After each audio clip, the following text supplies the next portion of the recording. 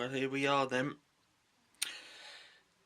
The time has finally come to get that time switch there on the wall and take it apart and break it down.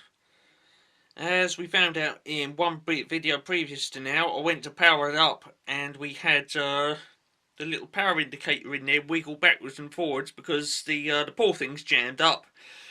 I did get it going, as shown in the powered up video that came after that. I managed to loosen it up, get a small amount of lubricant in there and get it going, but that's just a little fixed sticking plaster, shall we say.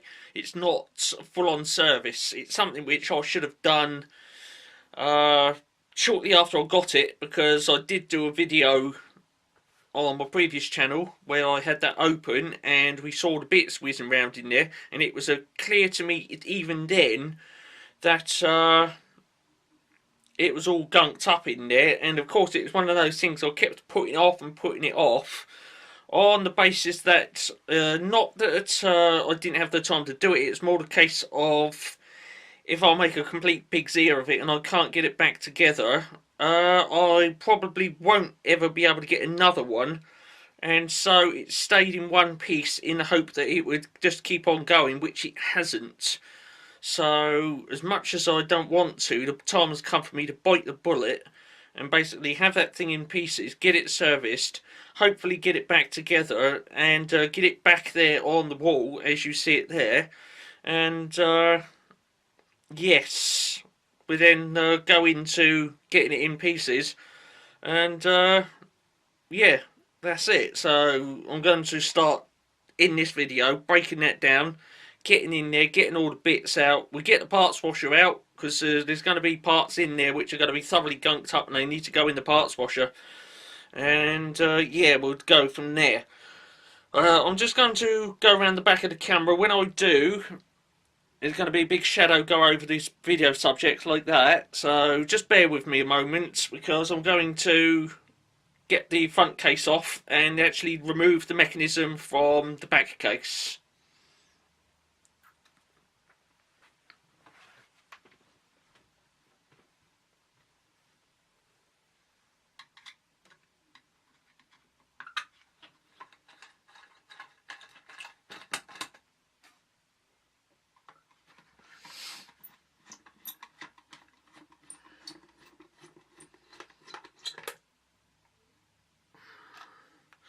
One front case removed then.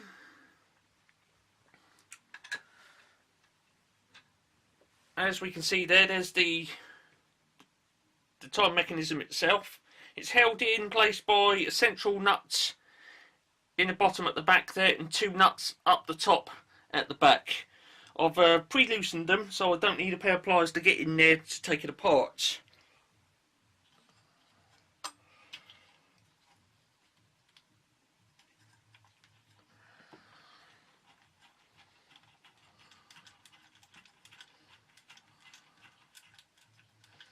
Now with the bottom nut, it does actually come out. There it is. Okay, I've got it there in my hand. And there's a little clip that comes out as well. You don't want to lose that. There's a little clip. That's just for putting an anti-tamper seal on. We keep it anyway. And then I've already loosened one of the nuts off up the top. The two up the top are retaining. They don't drop out.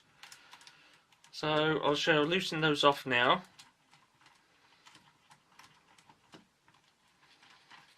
And then upon loosening those off, the whole mechanism will just come out of the case. And away we go. There we go. The mechanism is now out of the case. Sangamo Weston S317.1.22 as shown on the specification plate right about there. Okay, and there's the back case just there on the wall. I've got to get in there, get all that gunk and rubbish out. If I can zoom on that for you. You can see the nut in there, it's just a retaining. It doesn't drop out, and there's the same, where is it there? There's another one. You see they just wiggle around in there, which can be a bit annoying, I suppose, when I'm trying to break that down. That's going to be getting in the way all the time, so is that one.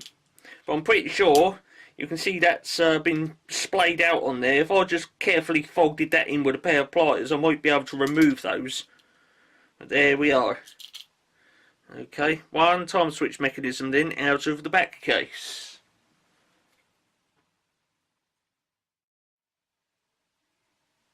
Right, as you can see then, there's the time switch mechanism all the way over there with a selection of tools that I think I'm going to be needing to strip that down and get all the workings out of it. As you can see on the floor, I've laid down a sheet and made it go right the way round the perimeter of the room. Okay, you can sort of see the bottom of it just there. Okay, so there it is. The idea of that being that if I get some parts come flying out or rolling around, they don't go rolling under the bed, they don't get stuck under that wardrobe or anything like that, and I don't lose any parts. Okay, hopefully a part won't go flying right up in the air and land over this way behind me, because there's loads of bits and pieces in the corner of the room here, and well, I can't have that happening. I don't want to lose any bits, so I've done my best there to make this very precise, delicate and surgical operation go to plan. Okay, so if I'll just quickly zoom in there, a little power zoom if I can. There's the time switch mechanism then, right there. S317.1.22, and a selection of tools that I think that I'm going to be needing to break that down. Okay, so there it is then. There we are then. So I've got a bit closer to the floor now. There's the time switch mechanism then. What I'm going to do is I'm going to just give a quick talk through and a little tour of the time switch mechanism itself. Then I'm going to be getting into it off camera, and it's only after it's been thoroughly stripped down that then I'll do another section and add it on, and we'll go from there. Okay, so first thing I want to do before anything is get that clock face off. Okay, I don't want that on there. It's going to be a bit in the way of it being there. And then after that, the next thing that comes off is that specification plate, because I don't want to bend it at all. Currently, with it standing upright like that, you can see that the specification plate's in contact with the ground, and it's only that pin base that's holding this whole thing up. So the entire thing is currently resting on a pin base and a specification plate. Okay, there's the pin base on the back there. Not too much of a pin base, it's only got 2 pins on it. Okay, unlike the Horstmans, this doesn't actually have any contact set on it. Okay, the contact set is actually in the back of the back case, so this only has the live and the neutral pins on it for the synchro motor and a rubbing earth contact just there. Okay, there's a synchro motor there and a holding coil just there. That's associated with the escapements. When it's just powered up, just around the side there, there's a little arm, this little shaft here, this one, that goes into the escapements, which is in that brass box. And there's a little reed, rather much like what you'd get in the Horstman time switches, and it stops that from ticking. This is not a continuous ticker when it's running. Okay, some of them are, but this one's a, how could I word it? Whether the escapement only kicks in during the power cuts, or if it does have an exercising function, it only does it during the exercising function. Okay, so first thing then is get that clock face off the front of there. Screwdriver, there's a little nut in the front of there, and the clock face just slides off like so. It's got that on the back, and as you can see there, there's been 2 little slots been milled out, and they correspond with a pin on the shaft there and another pin on the shaft there. Okay, there you go, you can see that. There's the camera, the square thing, it's the camera. So there we are. So next thing then, specification plate. We need to whip that off, because I don't want to risk bending it, scratching it or whatever. So the specification plate comes off.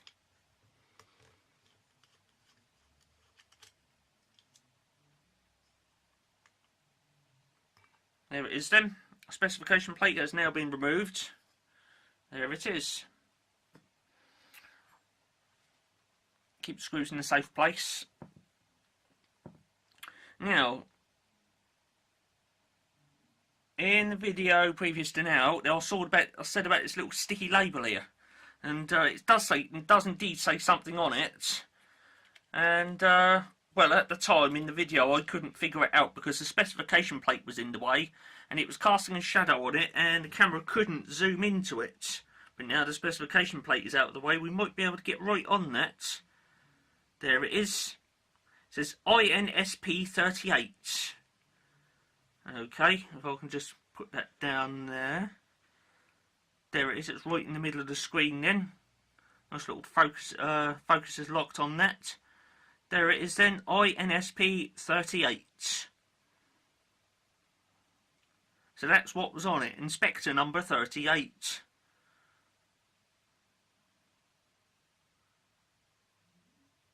So there it is then, that's what that little label was, just in case you were curious and you wanted me to get on that before we started breaking it down.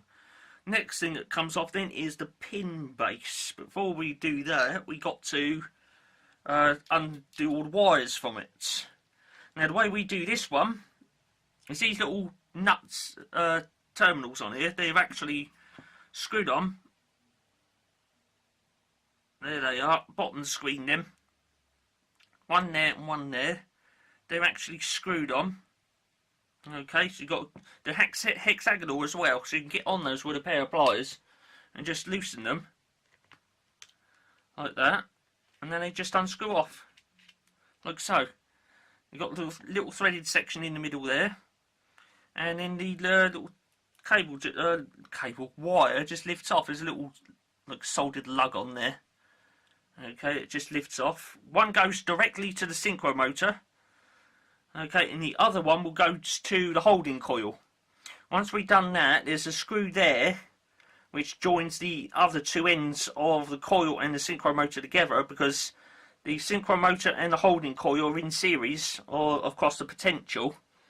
Okay, I'm just going to put that little nut back on that threaded section so that we don't lose it. Okay, and then loosen the other one. Needs a bit more.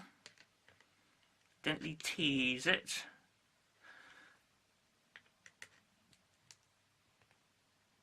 Let's see if it don't rip that wire out. Because as I'm turning it, the wire's rotating with it.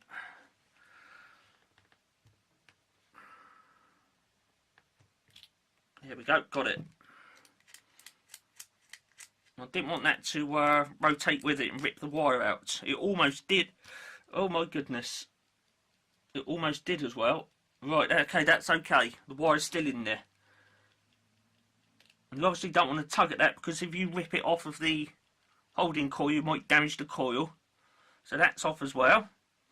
And now we get that screw there undone. I'm just going to reinstate the little hexagonal section. Okay. On there. And then we loosen that off. Okay, that's come away. Reinstate the little screw back into the pin base. Now, as I said earlier, I'm not going to do a complete on-video strip down of this, because it would, well, the size of the video footage would be absolutely phenomenal, and can't have that. So I'm going to have to do a main strip down of this on the floor here, off video. Right, so we now got all the wires disconnected from the pin base then, like that. Okay, all the wires have been disconnected from the pin base. There's a screw there, this one, and this one here. Loosen those and the pin base just comes away from the rest of the mechanism.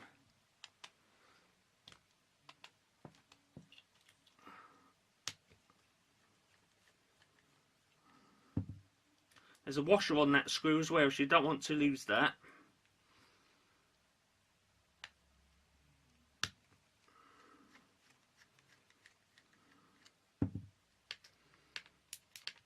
Right, so there we are. The pin base is away from the rest of the mechanism then.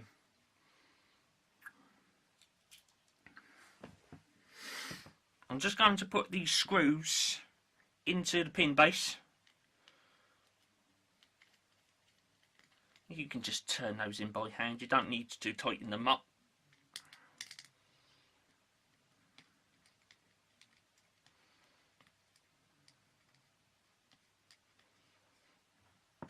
Right, pin base ends away. Now what I want to do, because of how delicate the synchro motor is, if I can get that, right, because of how delicate the synchro motor is and the holding coil, I want those right away from the mechanism. Okay, because these wires dangling around, I might accidentally grab hold of one of them and rip it out. Okay, we can't have that happening. So I'm going to get into that right now. And just to make things smaller on the video footage, there they are, and in the next section they'll be off. Okay, just hold on there a moment.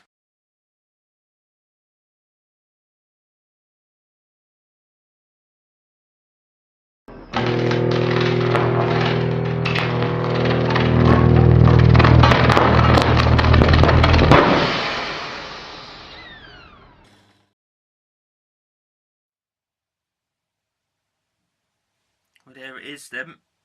As you can see, I've removed the holding coil, which is there.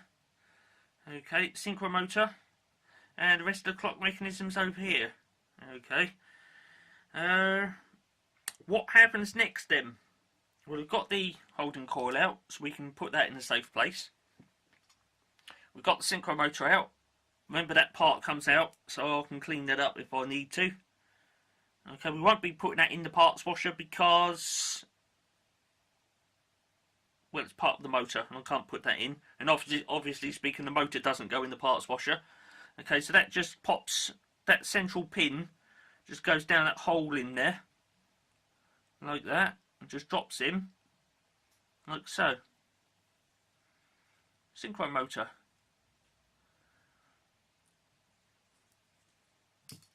So that leaves us then with the time switch mechanism right there. Okay. Getting into that then. Now, when I removed the holding coil, there's obviously that little mechanism on there, which moves. Okay. That is what is attracted to the holding coil when it's energised. Okay. The holding coil goes across these two U-shaped brackets. And when the synchro motor's over there, when the holding coil energises, it pulls this into line like that. And when it does, if I can get in there with a camera, if I can find, oh, it's inside there. There's a case on there. I'll have to take. You can't see it, but it's in there. I don't know if I can get that off. It would be advantageous if I could get that off. Let's see if I can get that little brass plate off. I'm pretty sure it would come off. Just bear with me a moment. I've got to be able to get that off without causing any damage to anything.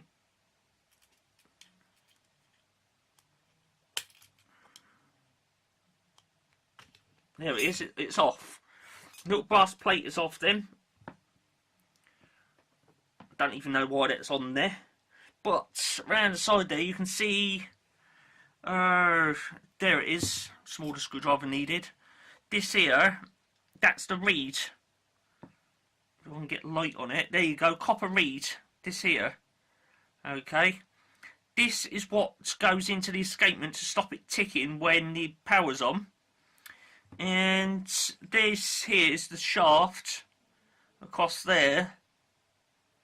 Okay, there's the part on the back there which interacts with the holding coil. And if I turn that, I'm not sure you'll see it. There's not much movement there at all. Let's see if I get a zoom right in on it. Might be able to do this, I don't know. Generally, this camera's very good for zoom. There you go, you can see the copper strip here then, which is the reed. Okay, you can see that moves if I, there you go, touching it very delicately.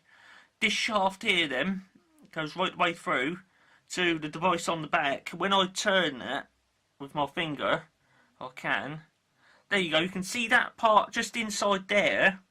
It moves and it acts upon the reed. Okay, so that's with it energised, and when I de-energise it, you notice that it pushes the reed outwards. Like that. So that allows the escapement to run, and when it's energised it then lets go of the reed, and reed sticks into the escapement, stopping it running.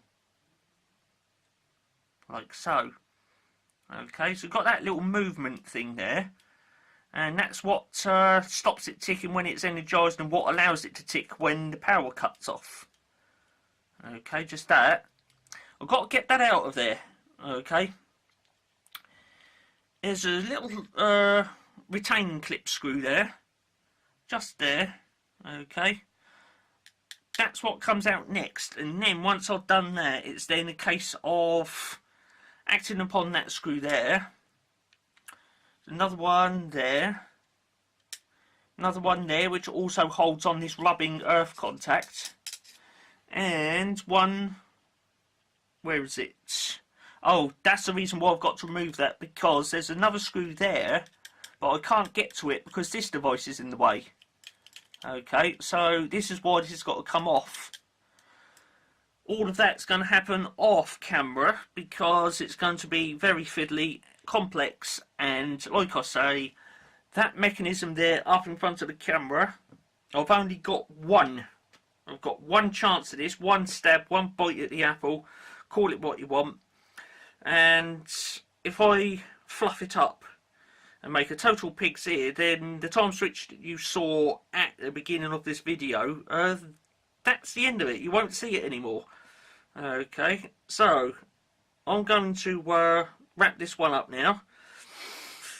In another video, you'll see this in pieces, and we'll have a look around it in a bit more detail. Okay, so do stay tuned for that. It will be in another video on another day, and we shall continue from there. Thanks for watching this one then.